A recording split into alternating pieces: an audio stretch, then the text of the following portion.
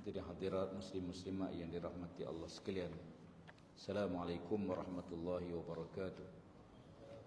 Alhamdulillah, kita panjatkan syukur pada Allah Subhanahu wa taala pada malam yang mulia ini dapat sama-sama kita berada dalam majlis ilmi. Ya, mudah-mudahan Allah taala mengangkat darjat kita.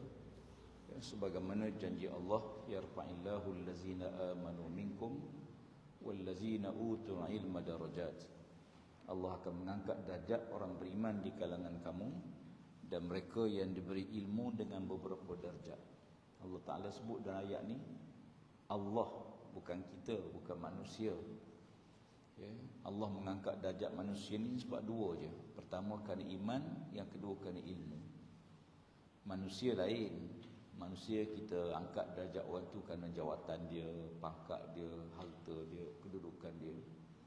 Tapi Allah Ta'ala, Allah Ta'ala dia tak tengok. Innallaha la yanzur ila suwarikum wa amwalikum. Kata Nabi, Allah tak tengok kamu pada rupa kamu. Ya, sebab rupa ni Allah yang buat, bukan mak ayah kita. Ya, sebab tu si Allah Ta'ala, dia yang menentukan rupa.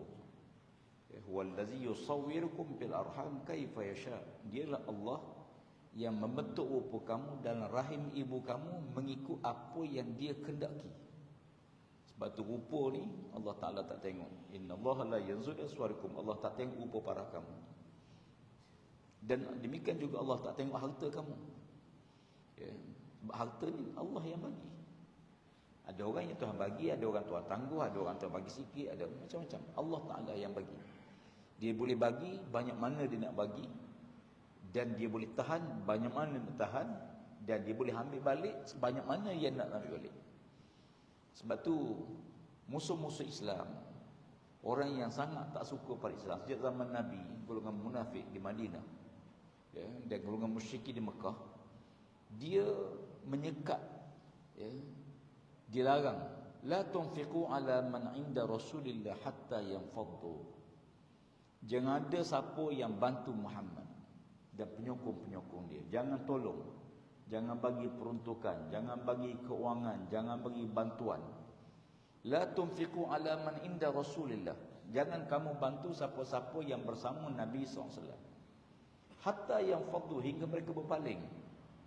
Biar dia rasa susah, bebanan, tekanan, lalu dia berpaling, tak sokong, tak ikut lagi Nabi Muhammad SAW.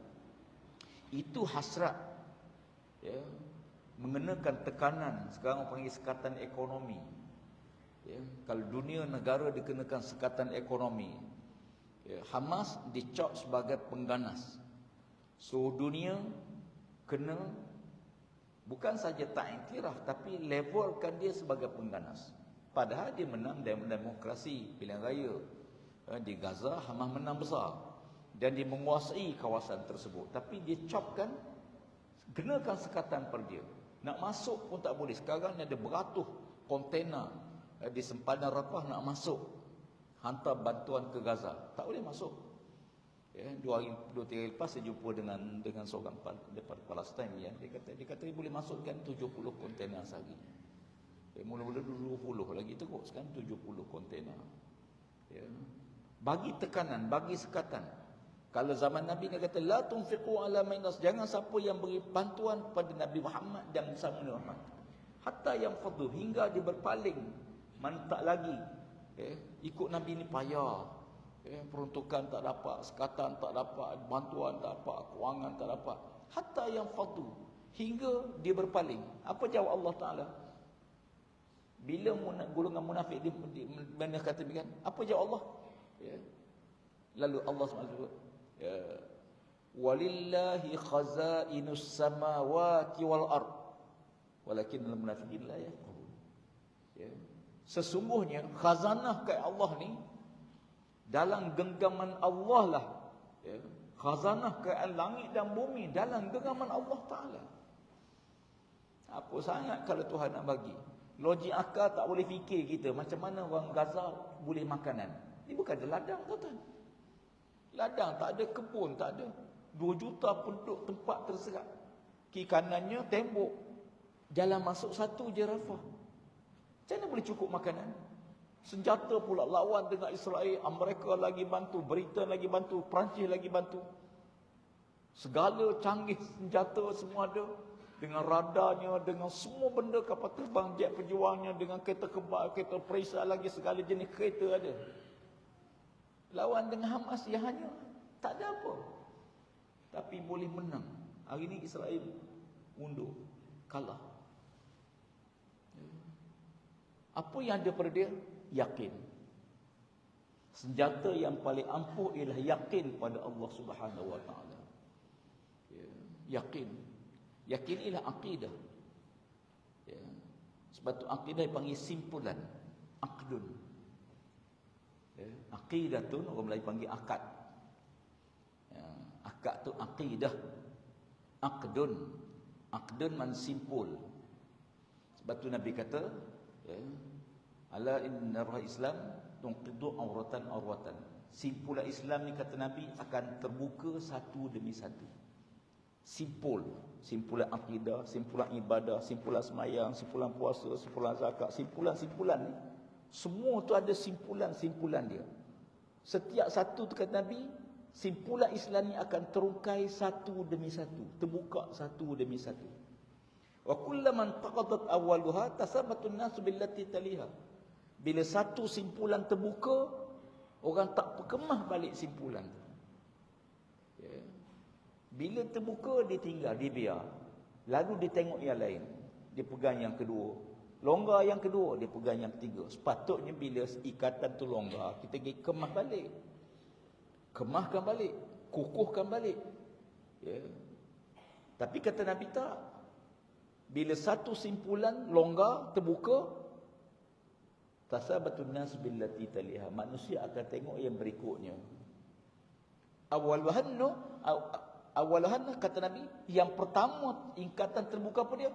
Al-hukmu, hukum Allah Ta'ala. Wa akhirun as-salah, yang akhir sekali semayang. Simpulan yang paling awal terbuka daripada Islam, hukum Allah. Kan banyak, mana ada negara Islam yang laksana 100% hukum Allah Ta'ala?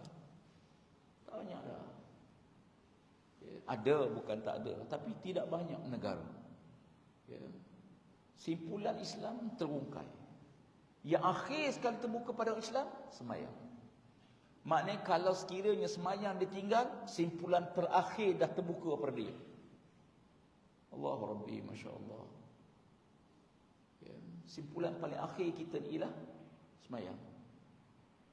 Sebab tu Nabi tak kata siapa-siapa yang tinggal puasa kafir.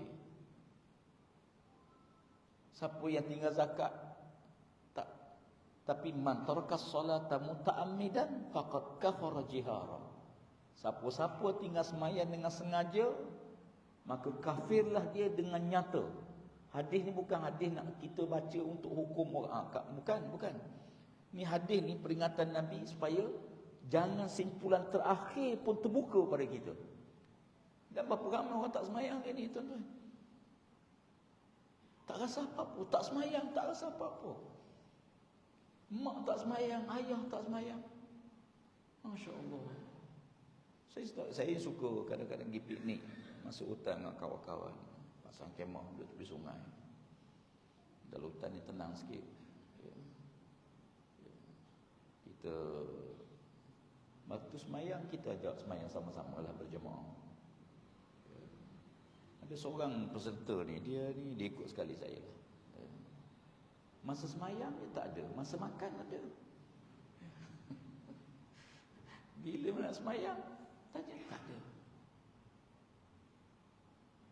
Kita makan ada. Kerja rajin. Kerja bagus. Kawan saya seorang ni pergi ajak dia nak semayang sekali. Mainlah semayang sekali. Jangan semayang seorang. Dia kata, minta maaf, sebenarnya saya ni malu sama ustaz ni. Sebenarnya saya ni tak erti semayang. Saya bukan tak nak semayang. Umur 60 tahun lebih, saya bukan tak nak semayang. Tapi saya tak erti semayang. Terkejut saya dengar, tak erti semayang. Tak erti Ustaz. Saya lahir dalam keluarga tak semayang. Mak saya tak semayang, ayah tak semayang, kawan-kawan tak semayang. Kan kita ni berkawan dengan orang yang sama hobi dengan kita, sama perangai dengan kita, akhlak dengan kita. Pencuri, geng dia pencuri lah, perompak-perompak. Persatuan perompak-perompak daerah Kuantan. Kita WhatsApp group pun sama, kita WhatsApp group geng-geng kita je. 30-an grup dia lain. Ceritanya apa? Ceritanya bola sepak malam ni siapa lawan, besok siapa lawan, Liga Premier League siapa. Itu orang muda. Kalau grup 60-an, 70-an, geng kita pun macam tu. Buka WhatsApp pagi-pagi, Al-Fatihah. Kan? Ini grup-grup 60-an ni, siapa pula scroll balik, dah meninggal dah dia. Kita alhamdulillah Allah Taala besarkan dengan keluarga mak semayang, ayah semayang. Masya-Allah. Sedih. Ya. Dia bukan tak nak semayang. Dia tak reti semayang. Ya. Dan bila dah berumur ni 4-50 dah malu nak belajar. Walau sepatut tak sama malulah. Tapi manusia dia malu. Dia beritahu, dia kata saya segan. Saya nak tahu tapi tak apa, kata start belajar. Sebab umur ni kita tak tahu. Bukan maknanya 60 tu mati awal, 30 mati kemudian, bukan. Ya. Jangan tertipu dengan umur yang muda kerana mati tak syarat tua. Dan jangan tertipu dengan badan yang sihat kerana mati tak syarat sakit. Ya. Mati ni bukan syarat sakit.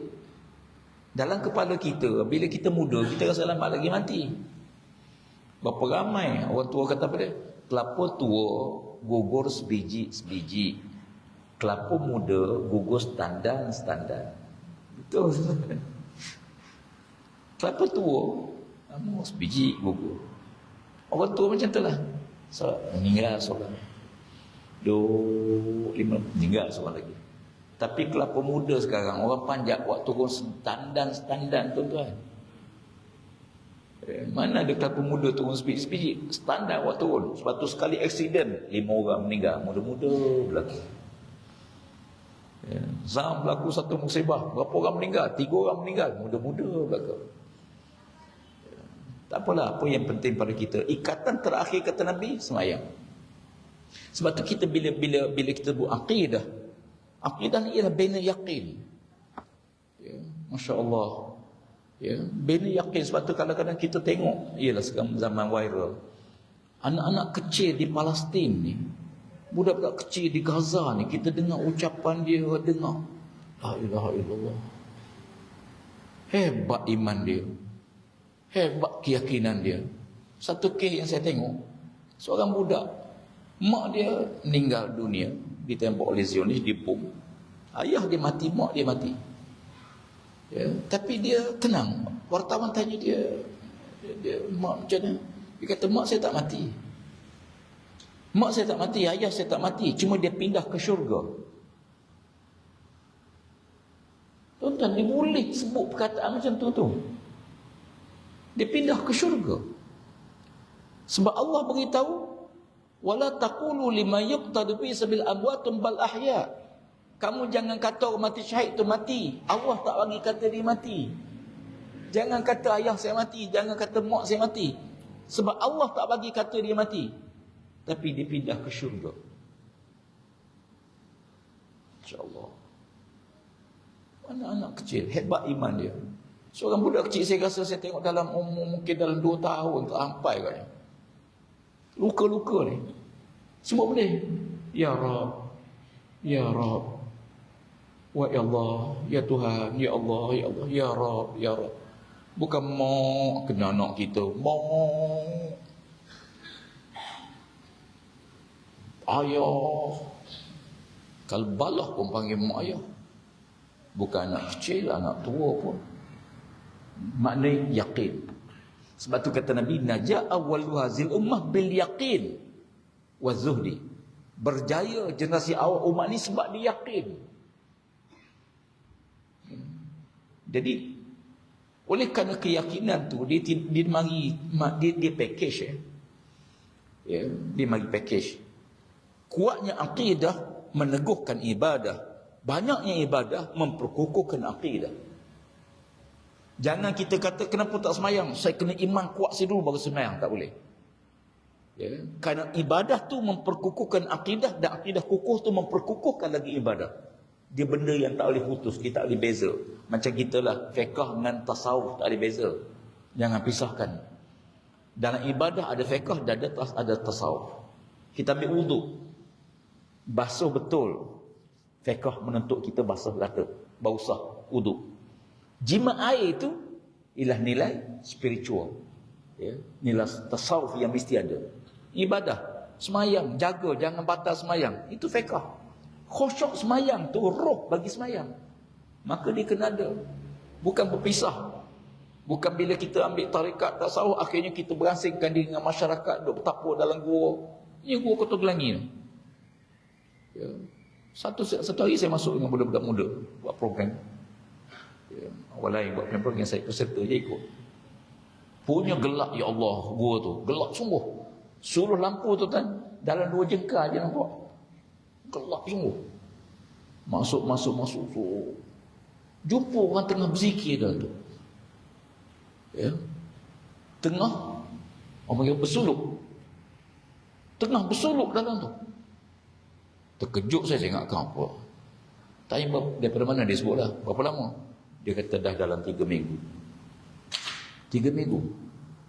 Kalau duduk 3 minggu dalam gua, semain jemaah mana?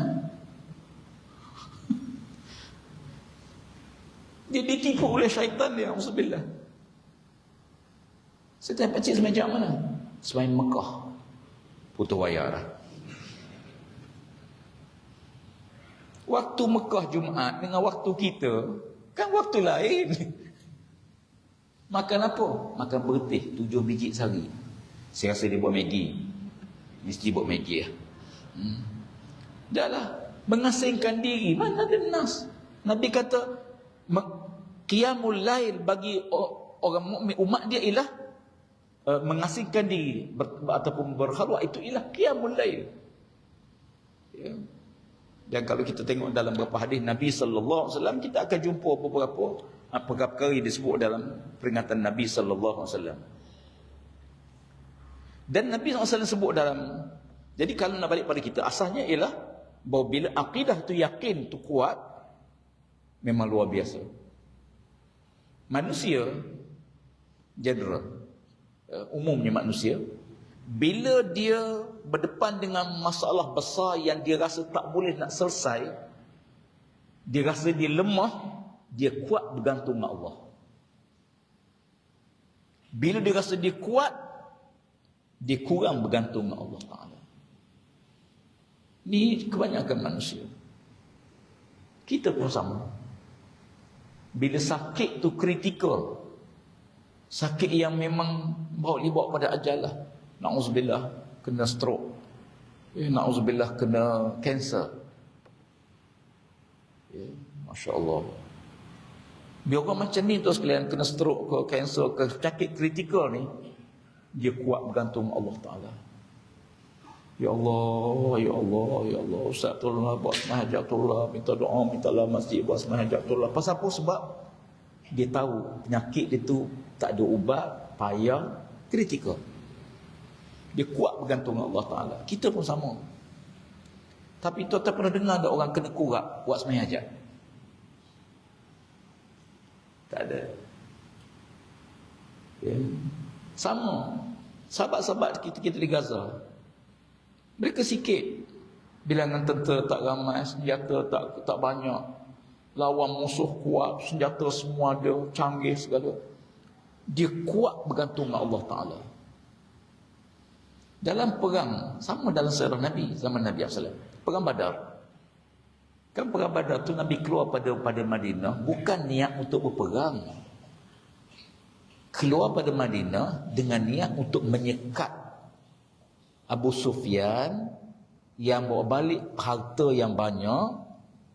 Nabi nak sekat rombongan Abu Sufyan, nak ambil rampah harta yang dibawa tu, sebab sebahagian besar harta tu harta yang dirompak daripada orang Islam yang dipaksa, yang hijrah ke Madinah, paksa tinggal harta benda. Jadi harta orang Islam tu diambil oleh puak musyrik Mekah. Nabi dapat berita Abu Sufyan dah perjalanan balik ke Mekah. Sekat. Dia hantar utusan. Okey. Pantau. 313 orang keluar. Ya. Abu Sufyan pendagang ni sama. Dia tak akan bergerak rombongan terus. Dia ada spy di depan. Pegawai peninjau. Pegawai peninjau tu akan pergi dulu. 2 orang pergi dulu pegawai peninjau. Clear line, clear, baru dia pergi. Ya, line tak clear, cari jalan lain. Ini bawa harta banyak ni. Ya. Tiba-tiba bila berjalan, Abu Sufyan dapat berita Nabi sedang tunggu orang Islam daripada Madinah. Dia pusing, mana dia tahu daripada Madinah?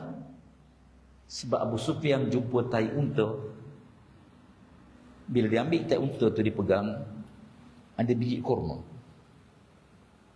Ya, ada biji kurma. Dia kata ini unta Madinah. Ini unta Madinah. Mana tahu? Tai unta ada biji kurma. Hanya orang Madinah saja menumbuk biji kurma untuk dimakan unta. Tengok. Dia punya. Akhirnya rombongan itu hantar peninjau balik segera ke Mekah, minta bantuan segera daripada Abu Lahab, Abu Jahal, segera datang tolong selamatkan harta Abu Sufyan balik ni. Yang itu yang dikumpul 1000 tentera lengkap datang. Dan Nabi SAW bila dapat maklumat tersebut, nak balik ke Madinah atau nak perang, Nabi mesyuarat dengan para sahabat, minta pendapat ketua-ketua kabilah, minta pendapat orang Ansar, pendapat orang Muhajirin. Semua kata, ya Rasulullah, kami serah pada kamu. Apa kamu buat keputusan, kami akan patuh. Dengar dan taat. Nak perang, boleh, tak ada masalah. Walaupun senjata tak ada. Tapi kali itu Nabi putus, perang. Okey. Nabi pegang, Nabi buat mesyuarat, Nabi terima pendapat mesyuarat ramai. Mesyuarat ramai serah mandat pada Nabi. Nabi kata kita, ya Allah, kita bertahan, kita lawan. Perang. Bila 313 lawan 1000 lengkap senjata, tuan-tuan sekalian, Nabi SAW doa pada Allah, merayu pada Allah. Sampai Nabi sebut, ya Allah, kalau kumpulan sikit ni, kalau yang kecil ni dikalahkan, kamu tidak akan disembah sampai bila-bila, ya Allah. Dan Allah Ta'ala turunkan pertolongan. Beza dengan perang Hunain. Perang Hunain, tentera Islam ada 14,000 orang. 14,000. Lawan tentera musuh yang tak sampai 10,000, dia kata 6,000, dia kata naik 5,000 atau 6,000 orang. Tentera Islam 14,000. 12,000 daripada Madinah, 2,000 daripada Mekah. Bila ramai, ada seorang sahabat kata, kita tak mungkin dapat dikalahkan. Kalau seramai inilah kita ada, tak mungkin kita dapat dikalahkan.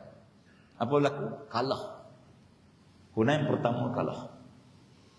Ya, sampai Allah Ta'ala sebut, bila diserang, diambuh oleh musuh, bertempian lagi, rasa sempit dunia.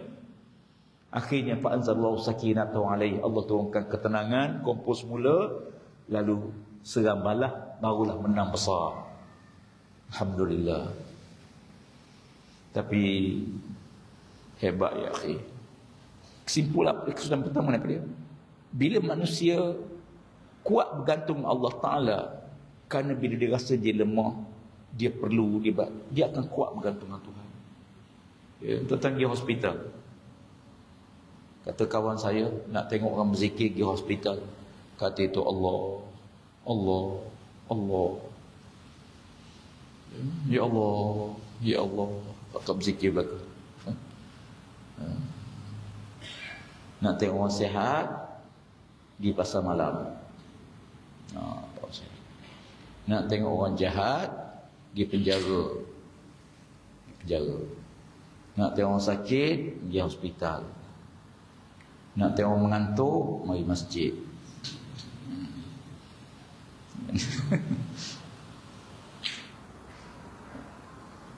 Jadi Allah Subhanahu Wa Taala bila turun kekuatan baru Islam ni, dia orang tak boleh fikir. Di mana kekuatan dia? Mana kehebatan dia? Ya.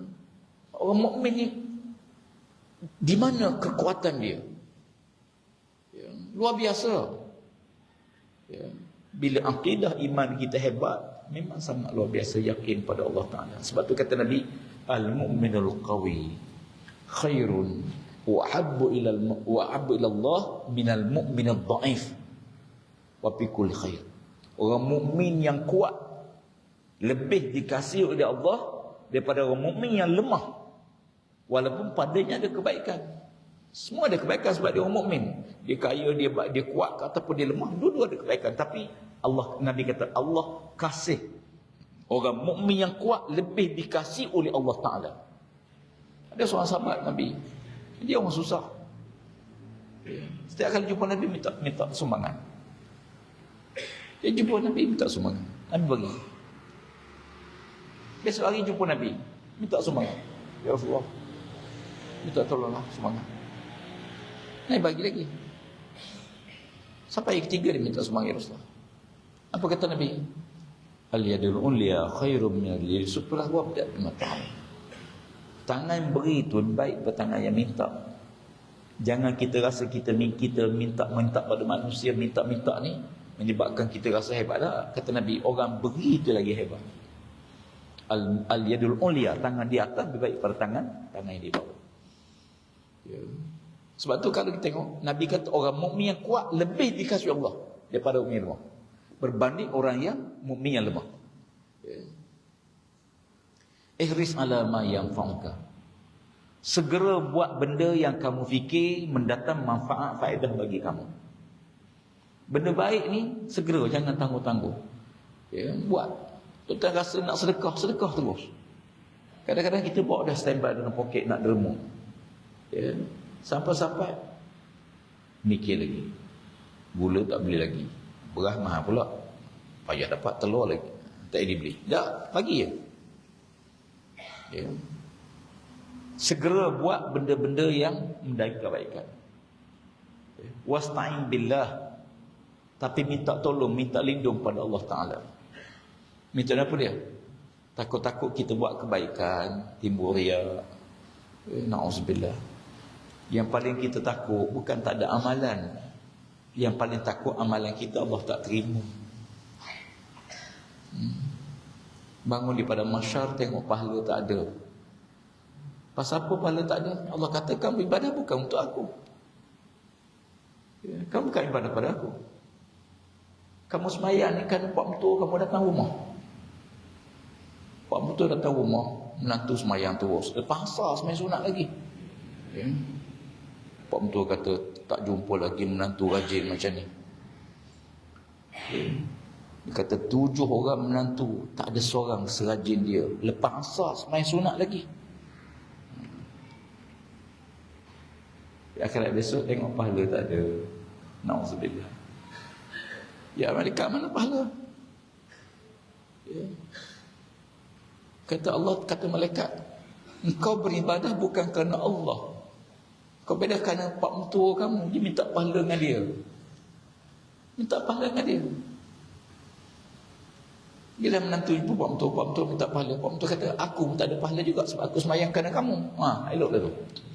Ya. Kan cerita menantu dengan pak mentua baru kahwin.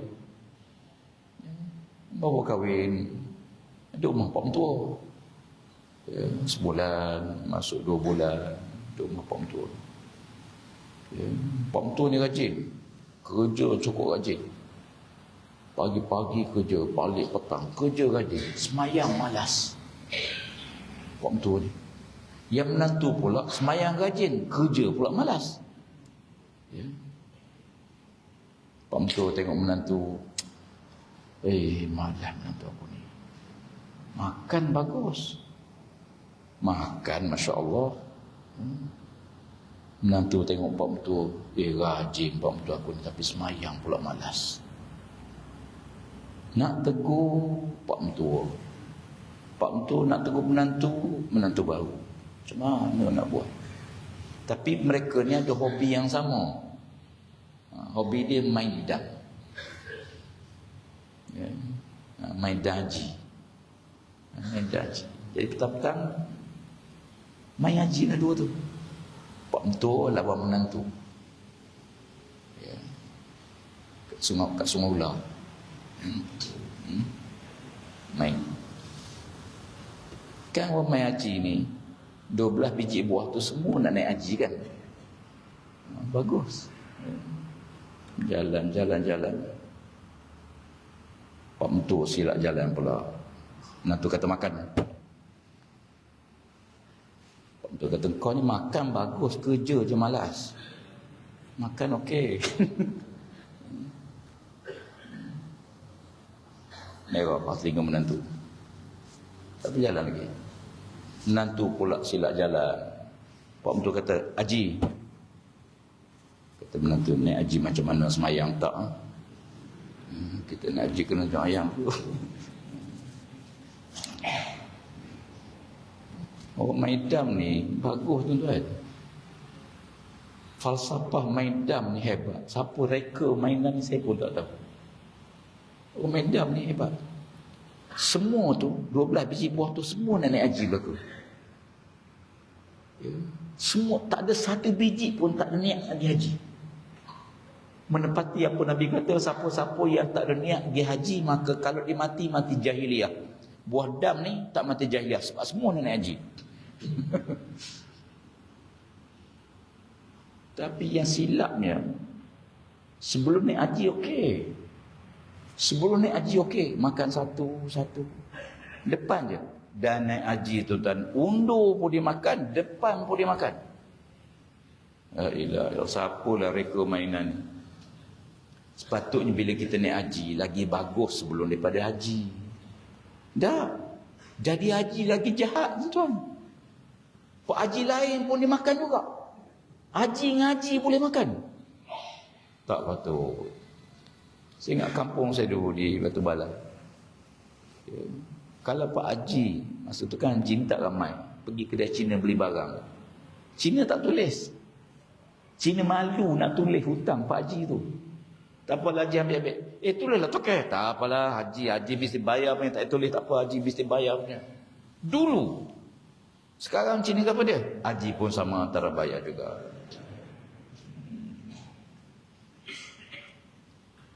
Dulu ayah pergi haji, anak pun jadi baik. Jangan main tu anak Pak Haji tu. Yang pergi haji ayah dia. Tapi kebaikan tu sampai ke anak dia dijaga. Jangan, ini anak Pak Haji ni. Falsafah di sebalik mainan. Barat tu dia ajar chess, catur. Hebat juga catur ni. Catur lagi hebat tuan-tuan falsafah dia. Ya. Mainlah macam mana pun, mati semua buah. Bidak mati, gajah, kuda, habis mati semua. Kota mati, queen mati, tinggal king satu tak mati. Kalah ke? Tak kalah. Atas kepala king tu ada cross. Kan dulu ada cross. Sebab tu ulama-ulama sebahagian dulu haram main catur. Dulu kita masa saya kecil haram main catur. Saya kata pasal apa haram? Kalau kamu niat bermain catur nak selamatkan cross, kan cross tak boleh. Ini orang Kristian punya mainan dia. Ya. Dia main macam mana pun. Mati dah, kota mati, semua bidak mati. Tapi selagi agama tak mati, perjuangan diteruskan. Hebat. Tapi kalau kita main terus, cekmek terus, mati terus yang palang atas kepala tu, yang cross atas kepala tu, king lah. Mati king, kalah terus walaupun sebiji buah tak mati lagi. Apa maknanya? Kalau bila agama mati, tak guna kita hidup. Tak apalah, saya nak sebut bagaimana kata Nabi SAW balik pada hari kita. Ya. Wala ta'jas. Jangan lemah semangat. Ya. Jangan kamu rasa lemah, kata Nabi.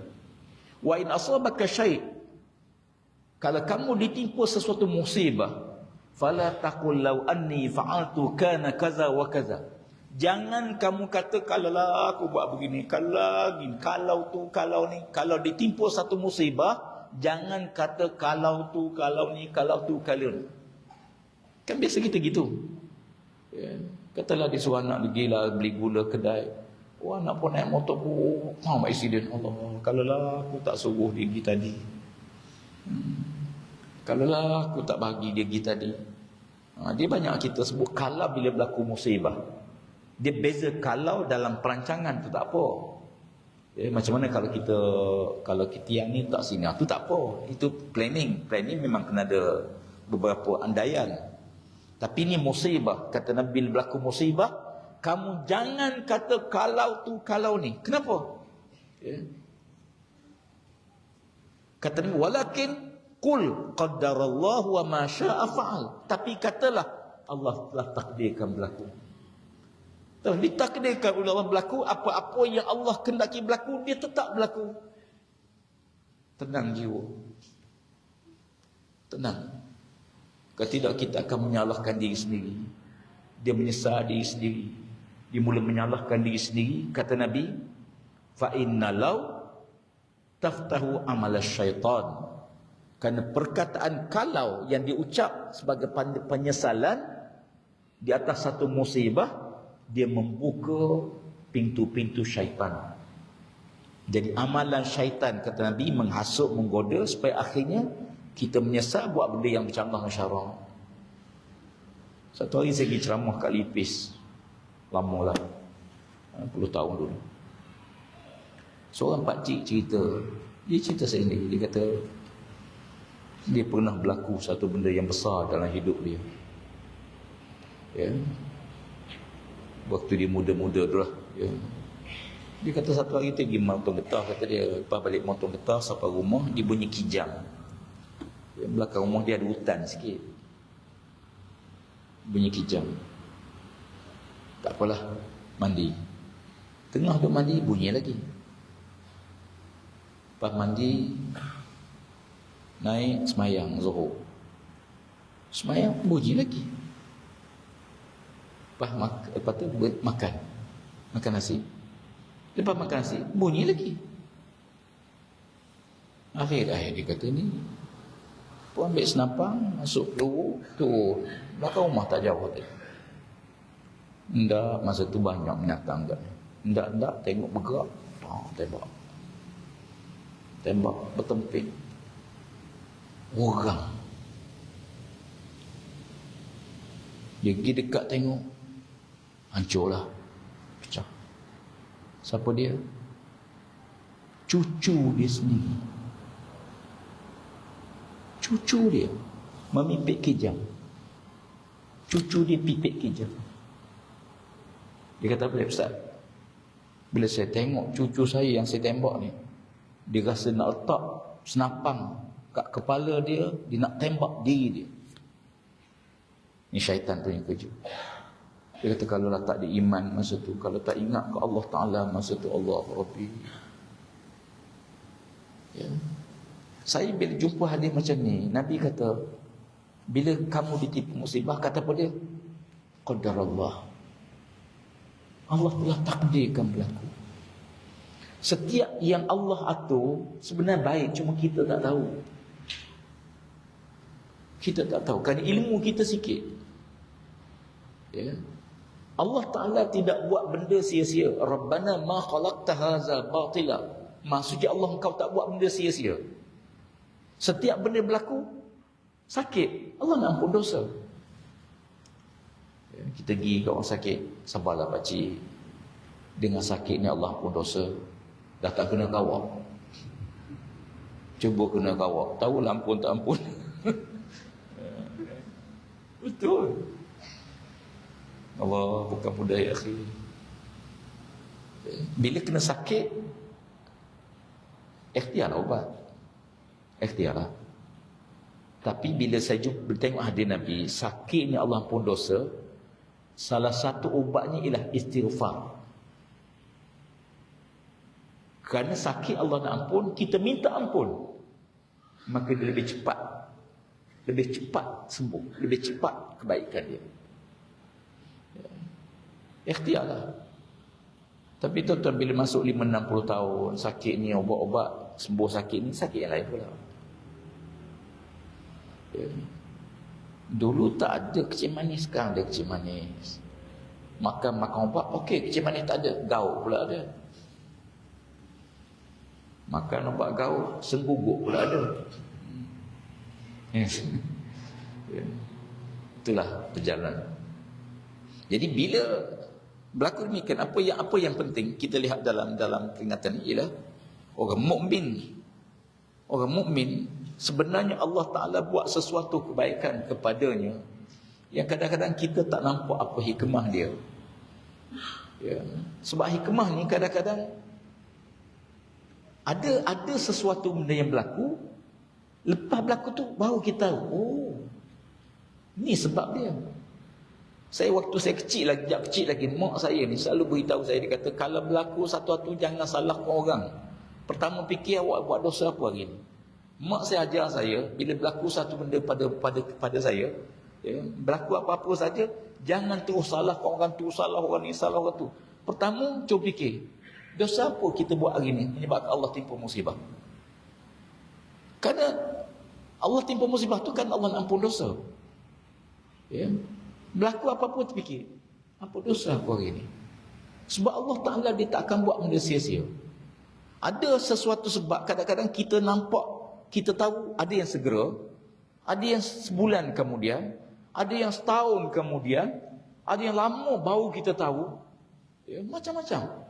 Contoh katalah kita bawa kereta, bawa motor. Ya, nak pergi ke Bandar Kuantan, silap masuk jalan pula. Silap jalan lain. Lah, pasal apa masuk ke sini? Ni jauh. Kita menyalahkan diri itu pasal apa? Bila kita keluar, rupanya polis buat roadblock tadi. Kalau ikut straight tadi jumpa polis tu. Oh. Satu hari saya dengan kawan, almarhum lah. Kawan saya ni sama sekolah dengan saya, besar sekali, masuk universiti sekali, duduk bilik. Nama dia Syed Ibrahim, saya Tuan Ibrahim. Kawan rapat lah, budak Sungai Neret.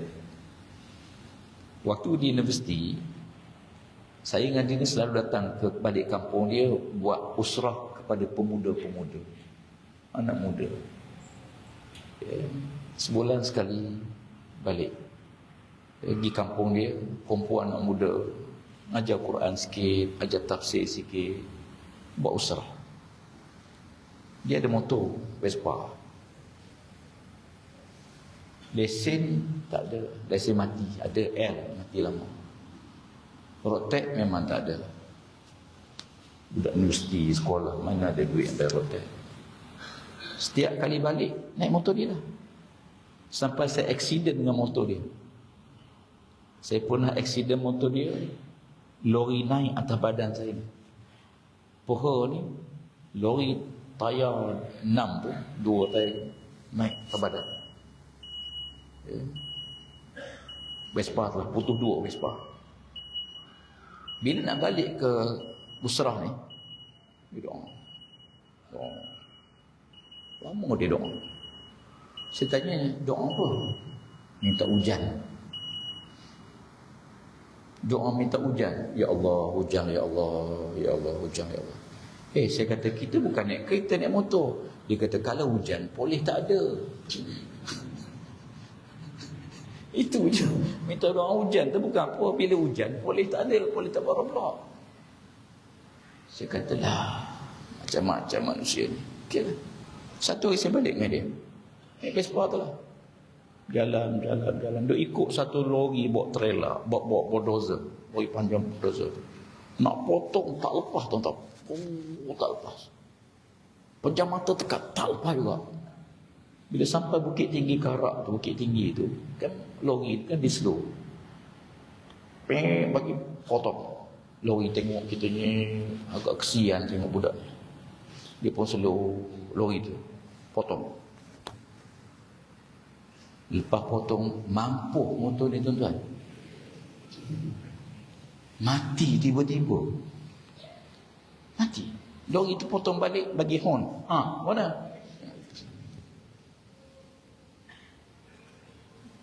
Vespa. Start 5-6 kali, turun sengit sikit, start sengit sana, start hidup. Jalan.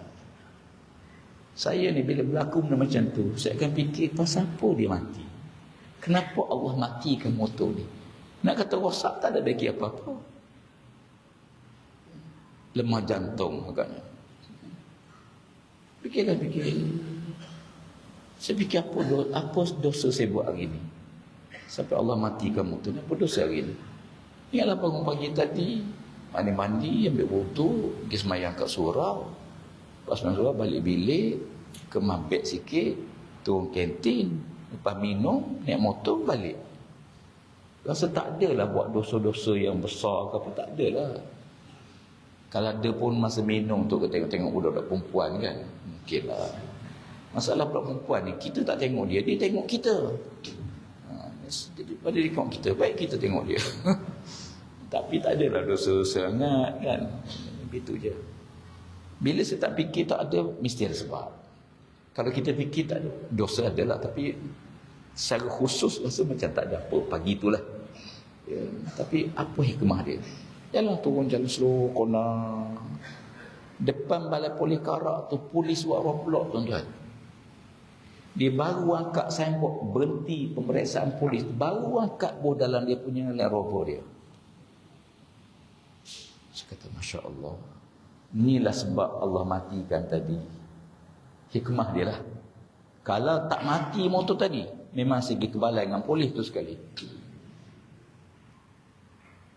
Sebab itu, bila berlaku satu perkara, fikir apa kebaikan dia pada perkara tersebut. Sama ada Allah nak angkat darjat kita, Allah nak ampun dosa kita, Allah nak bagi kebaikan kepada kita. Wallahu a'lam. Ya. Sebab tu bila kita baca surah Sajadah, kan Allah sebut, ya, inna rabbaka yafsilu bainahum yawmal qiyamah bima kanu fihi yakhtalifun. Akhirat besok Allah akan cerita pada kamu satu persatu kenapa kamu balah, kenapa kamu berkelahi, kenapa kamu bermusuh, kenapa berlaku begini, kenapa begini. Akhirat besok Allah akan cerita satu persatu pada kamu. Ya. Kenapa berlaku khilaf? Orang ni kata begini, ni kata begini, siapa betul? Agama, semua orang kata dia betul. Kristian kata dia betul, Hindu kata dia betul, Buddha kata betul, Islam kata betul. Siapa yang betul sebenar? Yang betul, tanya Allah. Ya. Semua agama kata dia betul. Tapi kita orang beriman, al-haqqu min rabbik. Kebenaran daripada Allah, bukan daripada manusia. Kita nak tahu duit palsu dengan duit benar, macam cara dia. Ya. Ni duit palsu ke duit sebenar? Caranya ialah ambil duit yang dikata palsu, banding dengan duit sebenar. Bila kita banding, baru kita tahu, oh ni duit palsu, ni duit sebenar ni. Dia betul. Nak tahu sign betul dengan sign salah, bandingkan satu sign dengan sign kita sebenar. Tengok beza dia. Ya, sebab tu sifat Quran ialah, ya, Allah tak sebut dalam Quran, syahr Ramadan zikr Quran, hudal linnas wa bayyinatin wal furqan. Membezakan hak batil, membezakan benar salah, membezakan mana palsu, mana original. Quran. Jadi kalau nak tahu, bandingkan perbuatan tu dengan Quran. Siapa betul? Tak payah sebut saya kumpulan betul, saya parti betul, saya kumpul mazhab betul. Apa yang Allah buat, apa yang Allah perintah, kita banding perbuatan kita. Siapa yang betul dengan perintah Allah? Kalau Allah haramkan judi, kita berharapkan kita haram judi. Contoh. Jadi kena banding, tengok. Kalau tak betul macam mana? Kalau tak betul, perbetulkan. Sebab manusia ada masa disangka dia betul pada pandangan dia. Tapi bila berlaku, rupanya tak betul. Tak apa. Perbetulkan. Ya, sebab tu zaman Nabi kan, para sahabat ada yang tak berapa setuju dengan Nabi, dengan keputusan Nabi. Malaikat, bila Allah lantik manusia sebagai khalifah, apa kata malaikat? Ataj'alu fiha man yufsidu fiha wa yasfiku ad-dima wa nahnu nusabbihu bihamdika wa nuqaddisu lak. Ya Allah, apakah kamu lantik manusia sebagai khalifah Dia suka balah, suka menumpahkan darah, suka merosakkan. Sedangkan di waktu yang sama, ya Allah, kami para malaikat sentiasa bertasbih memuji-Mu, ya Allah. Jadi kalau pada pandangan malaikat, yang sepatutnya khalifah, siapa dia? Malaikat, bukan manusia. Nabi Ibrahim AS, di antara pertanyaan Nabi Ibrahim pada Allah, ya, apa Nabi Ibrahim tanya, ya Allah Ta'ala?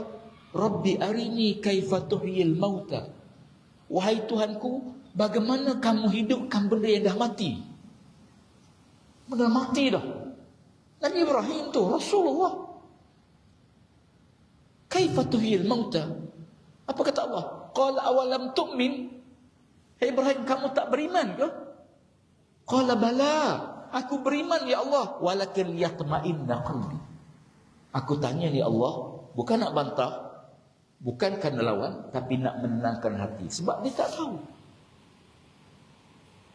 Jadi kadang-kadang kita perlukan ketenangan dalam membuat keputusan, fikiran yang lapang, tengok betul, duduk, letak Quran, letak di depan kita, kita buat.